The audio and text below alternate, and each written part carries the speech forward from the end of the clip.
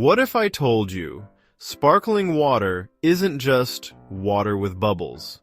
It's a tiny science experiment happening right on your tongue.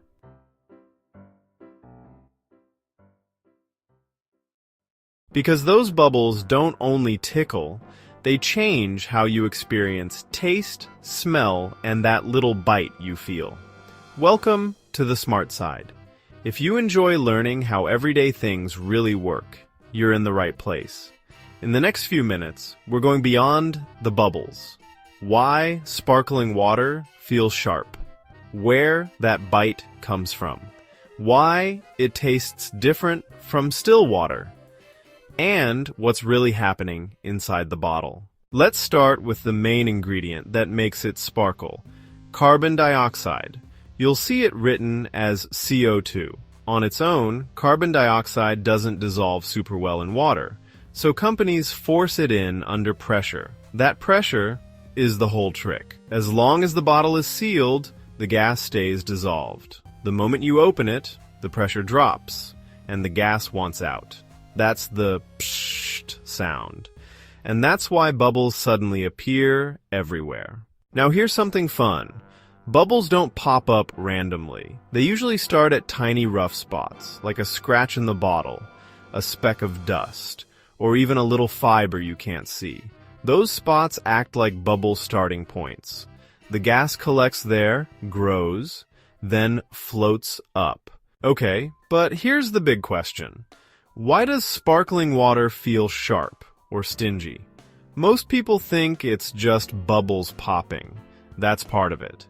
But the real reason is chemistry. When carbon dioxide dissolves in water, a small amount reacts with the water and forms something called carbonic acid. It's a weak acid, nothing scary, but it's enough to make the water slightly more acidic, and your mouth notices that right away. That slight acidity is a big part of the bite. And here's the really interesting part. Your mouth doesn't feel that bite only as sour. Some of the same nerve pathways are also used for mild irritation, kind of like a gentle version of spice.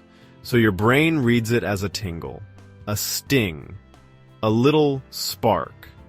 That's why sparkling water can feel almost spicy, even though there's no spice in it. Now, let's talk about taste. Because sparkling water definitely tastes different from still water.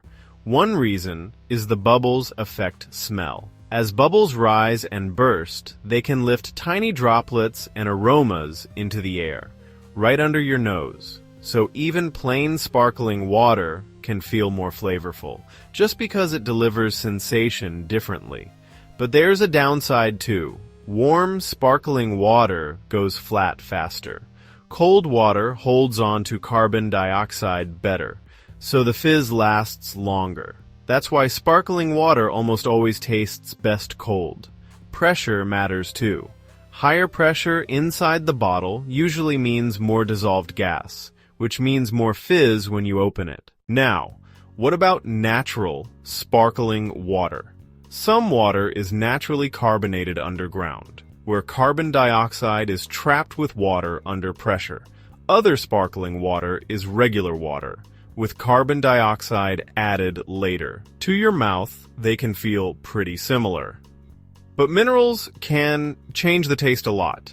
Minerals like calcium, magnesium, and sodium can make the water taste smoother, saltier, or sometimes a little rocky, depending on the source. So the same bubbles in different water can taste completely different. Quick myth check. Does sparkling water dehydrate you? Nope. It's still water. The bubbles might make you feel full faster, but hydration-wise, it counts. So here's the big takeaway. Sparkling water isn't just bubbles for fun. It's carbon dioxide held under pressure. A little bit of carbonic acid creating that bite. Bubbles forming at tiny rough spots, and your mouth and nose turning all of that into tingle, taste, and freshness. Next time you take a sip, pay attention to the first second. That little sting? That's chemistry. saying hello. If you enjoyed this and learned something new, I'd really appreciate it if you hit like and subscribe. It honestly means a lot, and it helps the smart side reach more curious people like you.